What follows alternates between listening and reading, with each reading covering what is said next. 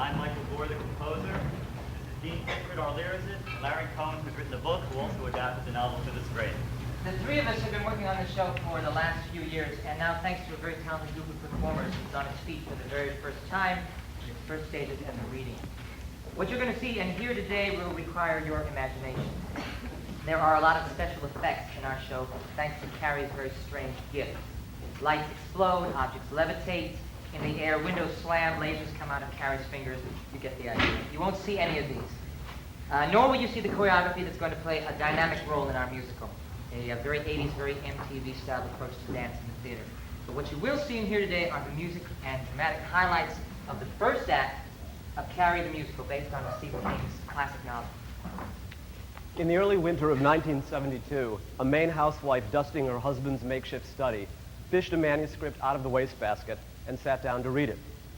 When Stephen King returned from teaching high school English that evening, his wife Tabby persuaded him to resume work on the abandoned novel. Several months later, he submitted the revised version to Doubleday and Company.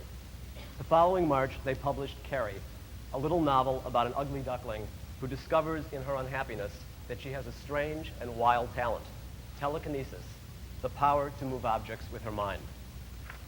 The motion picture that followed was directed by Brian De Palma. On midnight of Halloween in 1975, we snuck Carrie in hundreds of theaters across the country. When the movie was released a few months later, Pauline Kael in The New Yorker called it the best film of its kind since Jaws, a teasing, terrifying, lyrical shocker. It went on to win Oscar nominations for Sissy Spacek in the title role and Piper Laurie as her fanatic mother. The prologue begins with the stage in total darkness. A single light pin spots 17-year-old Carrie White.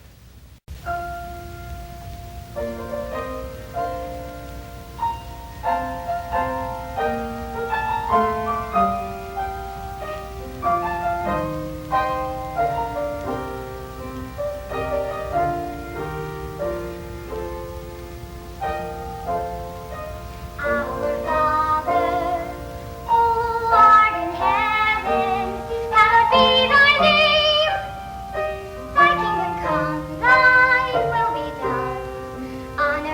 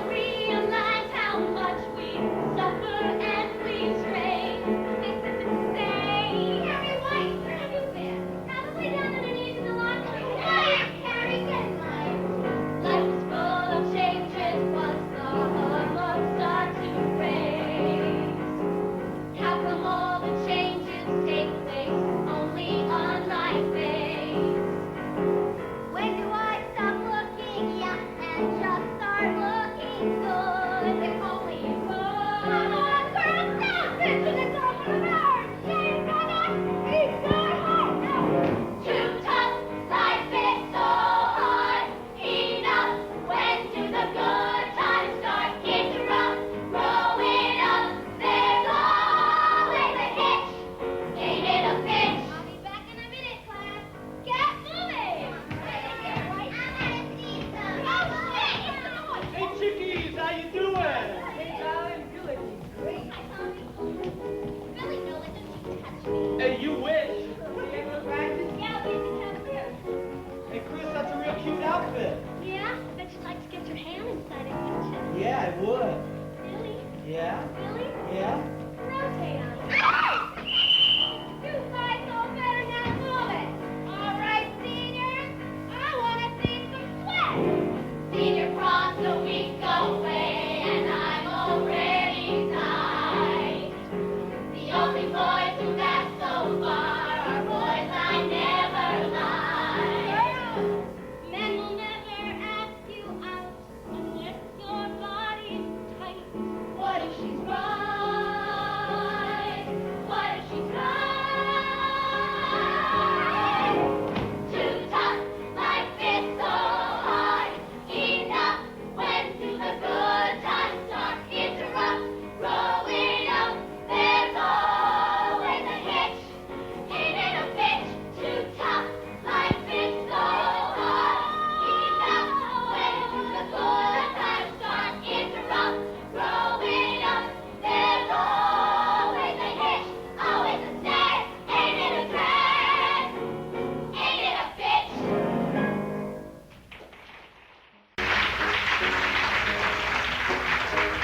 At this point, Miss Gardner now divides the class into two groups of 6, and each group builds a human pyramid.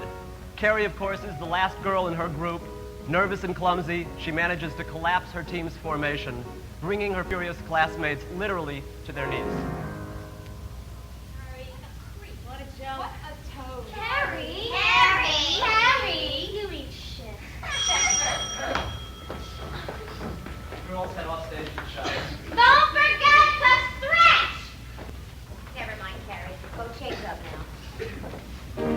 And now we go to the girls' showers. One at a time, through the steam that partially obscures their bodies, the girls appear. They sing of their hopes and their aspirations, their secret thoughts, their dreams. Silver lace with a blue-gray bonnet called me back, but he never did. Almost 3 in the morning. Don't you hate when you hate your body? Treating me like I'm still a kid. Touching me without warning. Makes me think of 'cause he's got this friend. Promise me, baby, he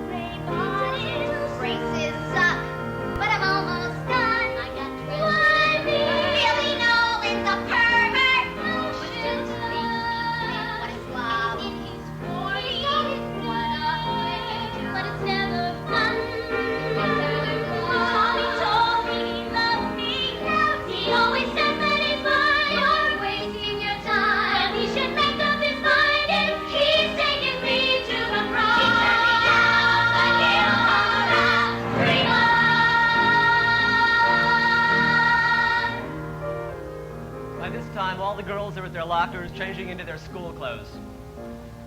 Only Carrie remains in the shower, alone, when Miss Gardner sees her. Hurry up, Carrie. Bell in 5 minutes.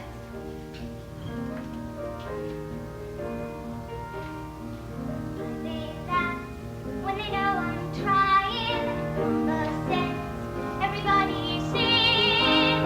Saints and angels above me. I would die if they caught me crying. I would love if I had a twin. Someone tell me you love me. Something in pink with orchids to wear. Someone to care and maybe I'd finally be loved. Bring on. This idyllic moment turns to horror as Carrie discovers that she's bleeding. She has no idea what's happening to her, no idea that this is her first period. She thinks she's bleeding to death. Panicking, she runs to the other girls, Sue and Chris among them, for help. The girls, in turn, treat it as a big joke. Laughing hysterically, they start pelting her with things, making fun of her, chanting her name. Hearing the noise, Miss Gardner comes in to investigate and is horrified to find Carrie huddled in the shower. She tries to calm the hysterical girl, but Carrie is out of control, crying, intensely frightened. Miss Gardner slaps her, and then something very strange happens. The light in the shower, right above Carrie, blows out. It almost explodes, momentarily shocking everyone.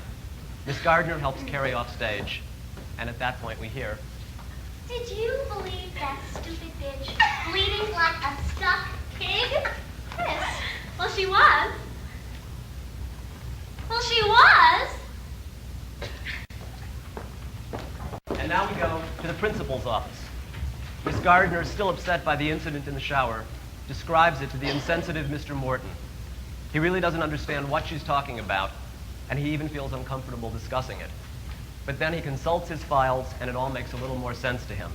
Carrie is the daughter of Margaret White, a religious fundamentalist who is considered more than a little strange by the community. Mr. Morton asks for Carrie to be sent in. Seeing the gym teacher and the principal talking, she hesitates in the doorway. Come in, Captain. Carrie. Miss Fish, would you bring in a dismissal slip? Thought you might take the rest of the day. Go home, take care of yourself, Cassie. We're all very sorry about this incident. Would you like to go to the infirmary, lie down for a while? I think Carrie can go home. You want to ride, Cassie? We could call her a I'm cab. sure she can walk. Oh, the fresh air. That's right. And Carrie, you're excused from gym for the rest of the week. Take study hall instead. We're all very